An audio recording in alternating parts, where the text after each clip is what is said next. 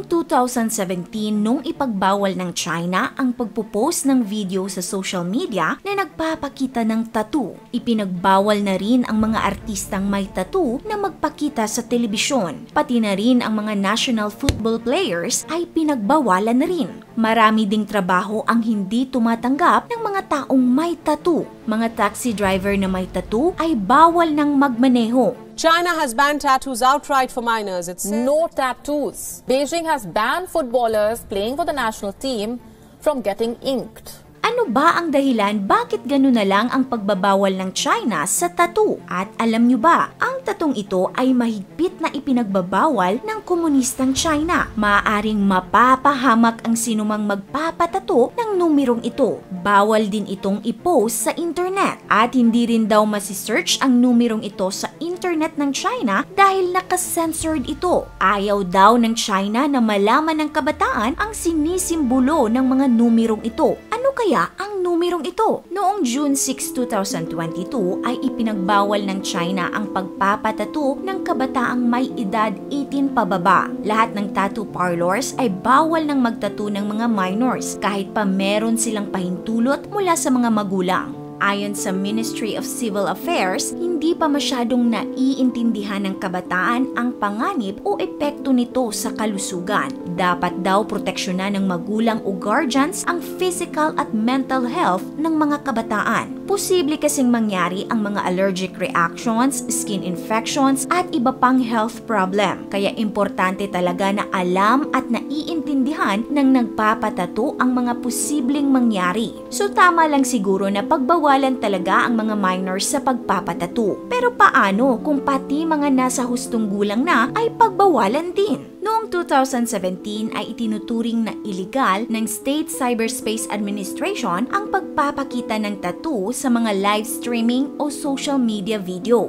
2018 naman nang ipagbawal sa telebisyon ang mga artistang may tattoo o di kaya'y nagpapakita ng itinuturing na hip-hop culture, subculture o tinatawag nilang immoral culture. Ayon sa autoridad, ang ideyang ito ay low taste daw at walang kaklas-klas. Noong 2020 naman ay ipinagbawal ng lungsod ng Lanzhou sa mga taxi drivers ang pagkakaroon ng tattoo. Maaari daw itong magdulot ng psychological discomfort o pagkatakot ng mga pasahero nito. Maging ang mga atleta ay hindi rin nakaligtas sa paghihigpit na ito. Inutusan ang mga pambansang manlalaro lalo na sa football na bawal ang tattoo. At ayon sa direktiba ng General Administration of Sport, ang mga meron ng tattoo ay kailangang ipatanggal ito. May mga trabaho din na hindi tumatanggap ng mga taong may tattoo tulad ng pulis, bumbero at kahit pa toll collector. Bakit gano'n na lang kahigpit ang China pagdating sa tattoo? Sa pagpapatupad ng ban, maraming Chinese ang nagalit at nagpahayag ng kanilang saloobin sa social media. Pero ayon sa gobyerno, nakakaapekto daw ang tattoo sa mental health at nakakadagdag sa imoralidad at impluensya ng Western world. Hindi daw ito maituturing na parte ng medical cosmetic procedure at hindi rin naman parte ng beauty sector, kaya nararapat lang na ipagbawal. Ayon naman sa mga eksperto, ang pagban ng tattoo sa China ay maiugnay rin sa kanilang kasaysayan. Noong unang panahon kasi, ang tattoo ay ginagamit ng mga Chinese bilang parusa sa mga kriminal. Ang paglalagay ng permanenteng marka sa katawan ay isa sa mga itinuturing na 5 punishments ng China. Bukod sa pagpuputol ng bahagi ng katawan o kamatayan, itinuturing na mabigat na parusa ang pagtatattoo sa nagkasala. Ayon naman kay Gareth Davey, isang propesor ng Yunnan Normal University, ang hindi magandang imahe ng tattoo ay nag-uugat din sa pilosopiyang Confucianism. Isa sa mga values ng Confucianism ay ang pag-iingat sa katawang minanas sa mga magulang. Kaya ang paglalagay ng tattoo ay itinuturing na uncivilized practice at isang kabiguang tuparin ang tungkuling pahalagahan ang pamilya o magulang. Pero bukod sa pangit na imahe ng pagkakaroon ng tattoo, may mas mabigat pang dahilan ang China kung bakit nila ito ipinagbabawal.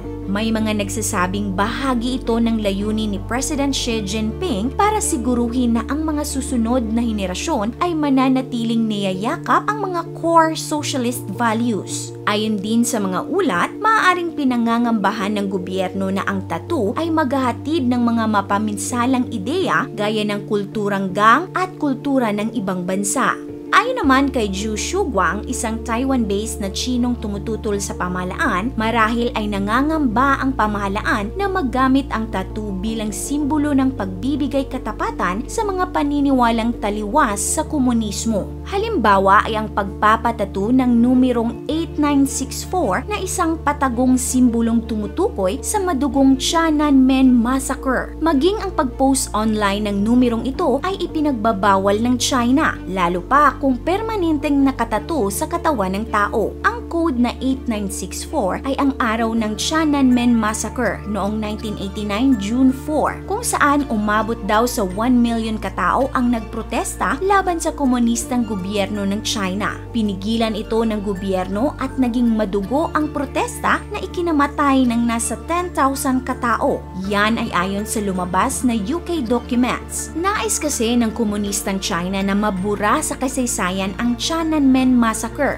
at ayaw nilang malaman ng mga kabataan ang nangyari sa Tiananmen Square noong 1989 dahil baka ito ang magiging dahilan ng pag-aalsa laban sa gobyerno. Marahil para sa China, tattoo lamang ang kanilang ipinapatanggal. Pero para sa mga Chinese, tinatanggal din ito ang kalayaang gawin ang anuman sa sariling katawan. Tinatanggal din ito ang karapatang gamitin ang sarili upang magpahayag ng paniniwala, pangarap, at paninindigan. Ikaw ka-awesome, sa palagay mo, dapat rin bang iban ang tattoo dito sa Pilipinas? Pakilagay ang inyong opinion sa comment section. This is your Ate O from Our Republic. Hanggang sa muli and stay awesome!